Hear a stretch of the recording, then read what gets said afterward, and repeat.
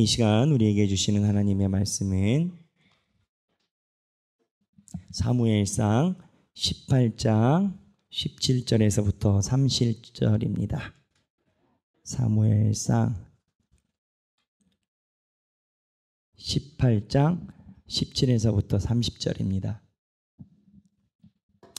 오늘 말씀을 봉독하기 전에 우리가 같이 읽어볼 말씀에 대한 배경을 한번 우리가 연상을 해보고 성경 말씀을 읽어보도록 하겠습니다. 18장 17절에서 30절은 우리가 말씀 훈련하는데 언제 스케줄일까요? 내일 스케줄입니다. 제가 어제 살펴봤더니 16절, 15절까지 우리가 성경 말씀을 나눴더라고요. 내일 스케줄입니다. 그러니까 무슨 얘기냐면 우리가 과거에 읽었던 그저께까지 읽었었던 내용을 보면 다윗이 사울의 이제 사위가 되느냐 마느냐, 그리고 사울이 다윗을 불쾌하게 쳐다보는 그러한 현상이 일어납니다. 근데 오늘 저희가 읽을 본문은 사울이 다윗을 불러서 내 사위가 되라 라고 하는데 그 목적이 뭐냐? 내 사위가 되려면 빈손으로는 어렵지 않겠어? 너희 집 형편이 그만하지. 그러면 어떻게 몸으로 때워야지, 쉽게 얘기를 하면. 그래서 블레셋 사람들을 물리치고 와야 되지 않겠어 하고 사울이 다윗을 전장으로 보내는 미끼로 자기 딸을 결혼의 조건으로 내거는 그러한 장면이 나오는 본문입니다. 그러니까 사울이 다윗을 사위로 맡고 싶은 게 아니고 죽이고 싶은 거죠. 근데 쥐도 새도 모르게 죽이고 싶은 거죠. 자기가 손을 안 쓰고 그 조건으로 블레셋한테 가서 전쟁에서 오면 그걸로 패백은 우리말로 하면 퉁치게, 이런 분위기의 성경 본문입니다. 자, 그러면 17절부터 하나하나 그 상황을 연상해 보면서 한번 읽어보시겠습니다. 사울이 다윗에게 이르되 내 딸 메랍을 내게 아내로 주리니 오직 너는 나를 위하여 용기를 내어 여호와의 싸움을 싸우라 하니 이는 그가 생각하기를 내 손을 그에게 대지 않고 블레셋 사람들의 손을 그에게 대게 하리라 함이라. 자, 여기 보면 사울의 목적이 뭐라고요? 내 손을 그에게 대지 않고 블레셋 사람들의 손을 그에게 대게 하리라 함이라. 이게 무슨 말일까요? 블레셋 사람들이 전쟁에서 다윗을 죽이게끔 한다는 거예요. 18절 읽겠습니다. 다윗이 사울에게 이르되 내가 누구며 이스라엘 중에 내 친족이나 내 아버지의 집이 무엇이기에 내가 왕의 사위가 되리이까 하였더니 다윗이 18절에 똑똑한 겁니다. 사울이 자기를 싫어함을 알아요. 이미 18장, 17장에서부터 그 흐름을 다윗은 읽고 있어요. 그래서 왜 그 흐름을 읽었겠습니까? 18장 이 앞에 금요일날 창 2번 맞아 죽을 뻔했잖아요. 근데 난데없이 무슨 사위예요, 사위는. 그러니까 분위기 파악해서 사회생활을 하는 겁니다. 아우, 나는 사위 될 자격이 없어요. 19절 읽겠습니다. 사울의 딸 메랍을 다윗에게 줄 시기에 무올라 사람 아드리엘에게 아내를 주었더라. 그러니까 사울이 한 번 걷어들여요. 첫 번째 딸을 걷어들여서 딴 사람한테 줘버립니다. 근데 20절 사울 입장에 변수가 생겨요. 이게 살짝 사울을 다시 한번 시도하게 하는 용기가 됩니다. 읽겠습니다. 사울의 딸 미갈이 다윗을 사랑하며 어떤 사람이 사울에게 알린지라. 사울이 그 일을 좋게 여겨. 그냥 자기 딸이 다윗을 좋아한대요. 근데 어떤 사람이 어떤 사람인지 모르겠어요.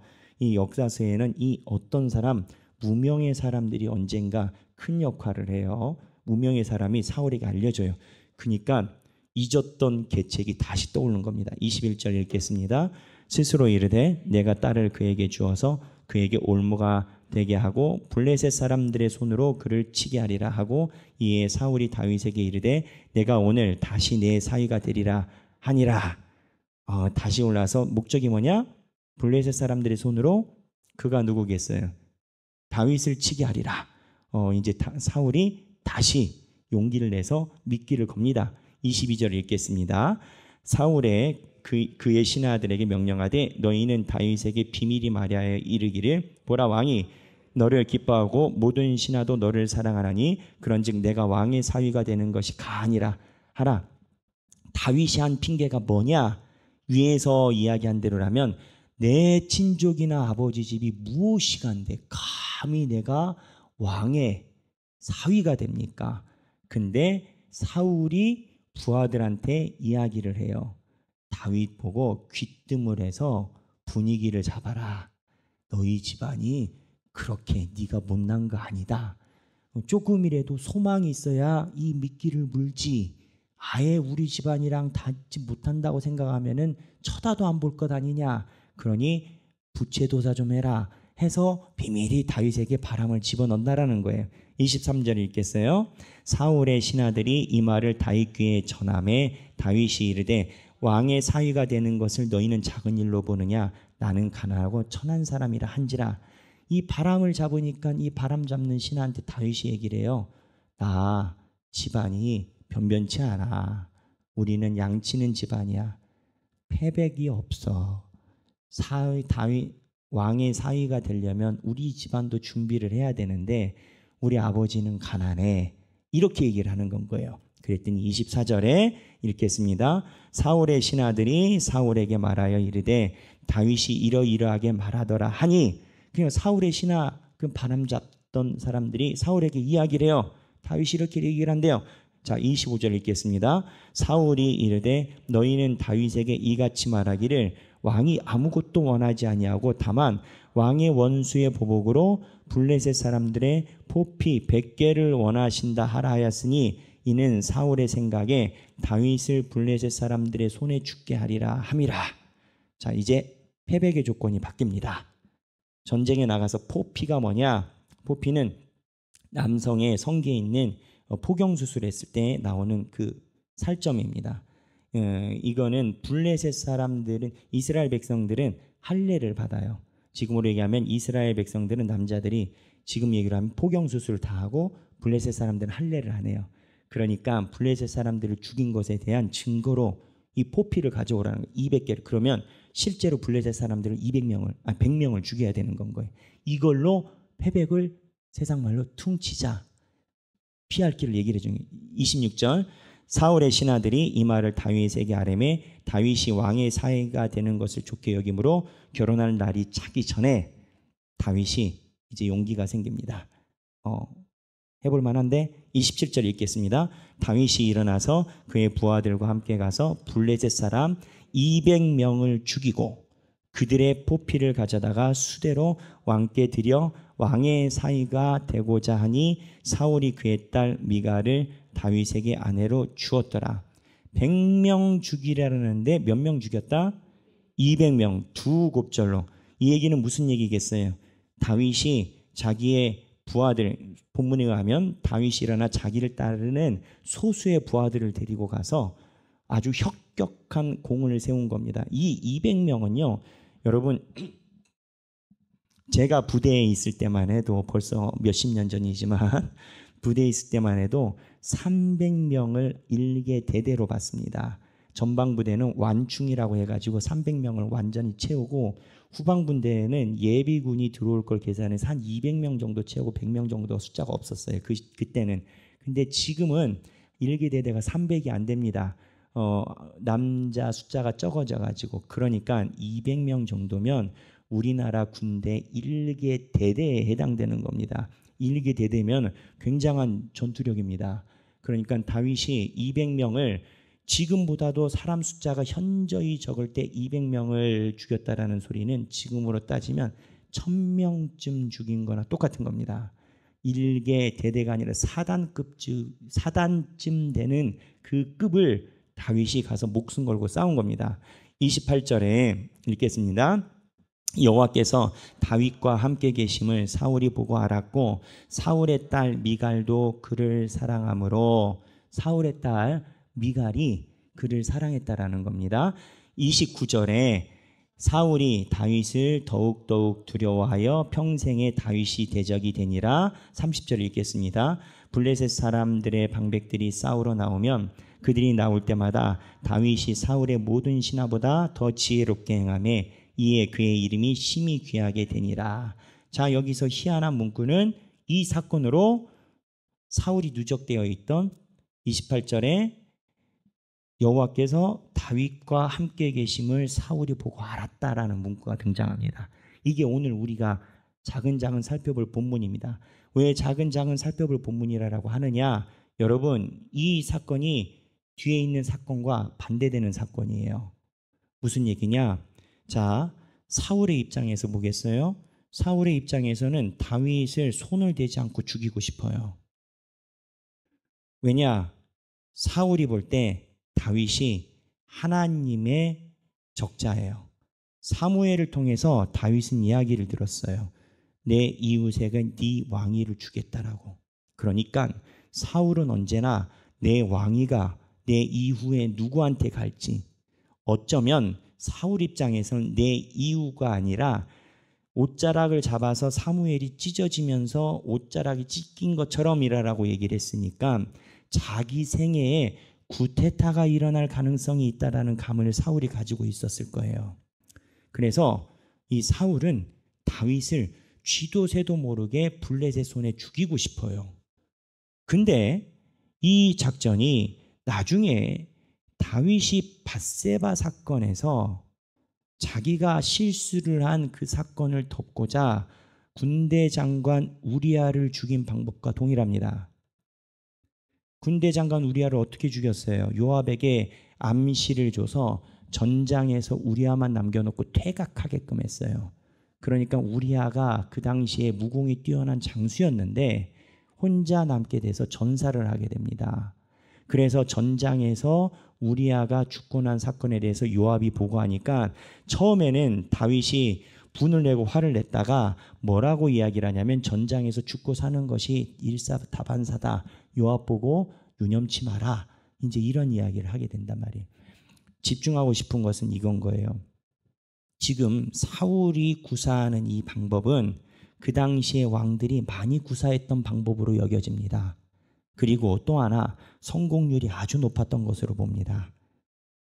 그 왕들이 자기의 심기가 불편한 장수들을 전쟁을 빌미로 인하여 처리하는 방법 중에 하나로 보인다라는 거예요. 다윗도 나중에 그 방법을 썼으니까. 그리고 그 성공률이 아주 높습니다. 근데 다윗은 사울 입장에서 실패해. 그리고 100명 죽이려 했는데 1기의 대대에 해당되는 것을 섬멸을 하고 와. 이거는 확률적으로 너무 낮은 겁니다. 이게 사울에게 메시지로 오는 거예요. 무슨 얘기냐? 자기 삶 중에서 일어나는 일 중에 내가 다윗에게 행한 것은 성공 확률이 굉장히 높은데 이게 엎어진 거예요. 사울은 이걸 우연으로 보지 않습니다. 하나님의 섭리로 봐요. 근데 이러한 성격이 이게 한두 가지가 아닙니다. 사울은 이 바로 앞전에 다윗을 죽이려고 창을 2번을 던져봅니다. 제가 말씀 훈련에서 이야기한 것처럼 사울은 군인입니다. 금요기도회 때 사울이 전승했었던 그 도표를 제가 여러분들께 보여드렸지 않습니까? 사울은 단 한 번도 자기가 전사하기 전에는 전쟁에서 진 적이 없습니다. 사울은 또 보면 13장 14장에 블레셋을 물리칠 때 요나단이 일으킨 전쟁에서 블레셋을 섬멸할 때 야간 작전을 지시합니다. 사울은 속전속결을 할 줄 아는 사람이에요. 나중에 압살롬이 다윗을 구테타했을 때 다윗의 제갈공명이라는 아히도벨이라는 사람이 군사 참모였는데 압살롬에게 이야기한 게 뭐였냐? 다윗을 섬멸하려면 오늘 밤에 기습해야 된다라고 얘기를 합니다. 이게 군사 전략의 철칙입니다. 상대방이 기력이 없고 대패했을 때 시간을 두면 전력이 모여진다라는 거예요. 그런데 이 얘기를 하는 것은 사울은 군인이에요. 뛰어난 군인이에요. 근데 다윗을 근거리에서 창을 2번 던졌어요. 빗나간다라는 건 불가능한 겁니다. 빗나가는 건 불가능한 거예요. 근데 본인이 뿌린 창이 2번이나 빗나가요. 사울은 이거를 우연으로 생각하지 않습니다. 사울은 우연이라고 생각하지 않는다고요. 근데 사울이 이거를 우연이라고 생각하지 않을 만한 다른 것이 있습니다. 그게 뭐냐? 다윗을 사실은 5절에 보면 사울이 보내는 곳마다 지혜롭게 행하며 사울이 그를 군대의 장으로 삼았더니 5절에 이런 문구가 나옵니다. 사울이 많이 보내요. 뭘로? 군대의 장으로. 근데 군대에 왜 장으로 보내겠어요? 전쟁 나면 최전방에서 죽으니까. 제가 군대 갔을 때 있었던 말이 그거예요. 전쟁이 나면 누가 제일 많이 죽는 줄 아느냐? 소위들이 제일 많이 죽는데, 하급 장교니까 소위는 무조건 총알이 있으면 앞에서 나를 따르라 하고 나가는데 무조건 먼저 나오는 사람은 저격수의 1번 타겟입니다. 그래서 장교들이 맨날 하는 소리가 군대 전쟁이 나면 누가 제일 많이 죽는지 아느냐? 소위가 제일 많이 죽는다는 거예요. 군대장으로 다윗을 왜 보내겠어요? 사랑해서 띄우려고 죽으라 라고 보내. 가는 데마다 근데 안 죽어. 그리고 11절에 사울이 창을 2번 던졌으나 그의 앞에서 2번이나 사울이 피하고, 그 다음에 또 다윗을 14절에 모든 일을 지혜롭게 행해서 보내는 데마다, 13절에 보면 천부장으로 삼아서 다시 군대장으로 보내는데 보내는 족족 다윗이 안 죽어. 무엇을 이야기하느냐? 사울의 고백이 정확한 거예요. 여호와가 함께 계심을 보았다. 근데 이 사울의 고백을 역설적으로 우리가 봐야 되는 게 있습니다. 이거를 사울이 본 게 뭐냐라고 물어보면 이거를 신학적으로 하나님의 섭리를 봤다라고 합니다. 보이지 않는 데서 하나님이 역사하신다라는 거예요. 근데 사울이 가진 이 감각을 다윗이 없었을까요? 다윗도 하나님의 인도하심을 본 겁니다. 다윗도 하나님의 섭리를 본 겁니다. 그러니까 이 성경이 이야기하는 바는 너희들이 하늘에서 우박이 안 떨어진다고, 홍해가 갈라지지 않는다고 너희 인생에 하나님이 없다라고 생각하느냐? 지나온 모든 것이 하나님의 인도하심이다라는 겁니다. 차이는 뭐냐? 하나님의 인도하심을 볼 수 있는 자와 볼 수 없는 자의 차이인 겁니다. 그렇다면 거꾸로 다윗의 인식은 어떠했을까요, 여러분? 저는 다윗의 마음으로 성경을 보면 참 힘들었을 것 같아요. 다윗은 기본적으로 기름 부음을 받았습니다. 자기가 기름을 달라고 한 것도 아니에요. 사무엘이 와서 비밀리에 기름 부음을 받았어요. 쉽게 얘기를 하면 하나님이 성령을 주셨다고요. 그런데 다윗이 18장까지 나오는 인생을 보면 되는 족족 되는 게 없어요.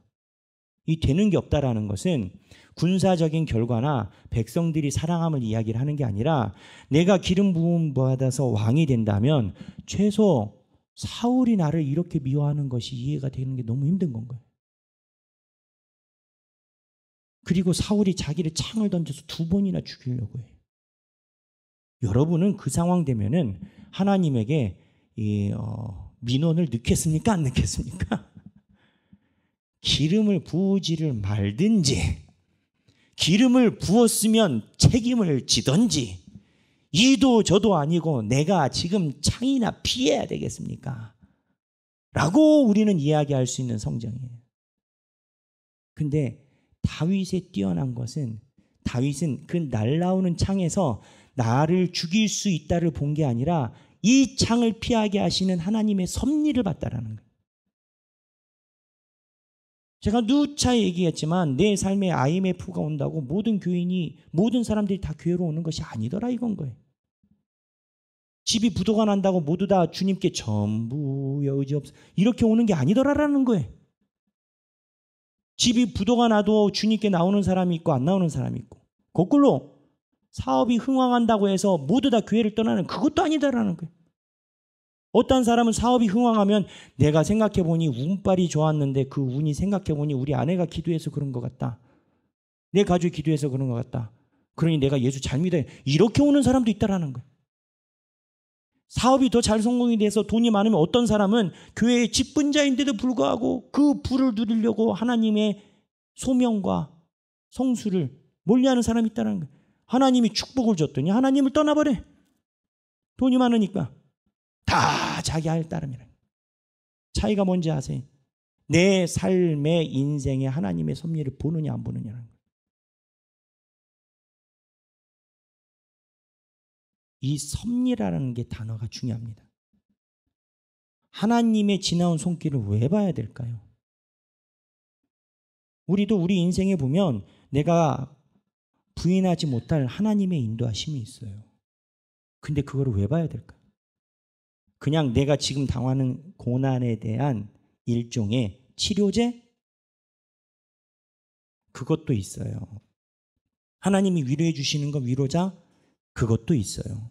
제가 그거 부인하는 거 아닙니다. 그것도 있어요. 근데 섭리는 하나님의 손을 봐야 되는 이유는 그거보다 더 큰 게 있어요. 섭리가 영어로 providence예요. providence.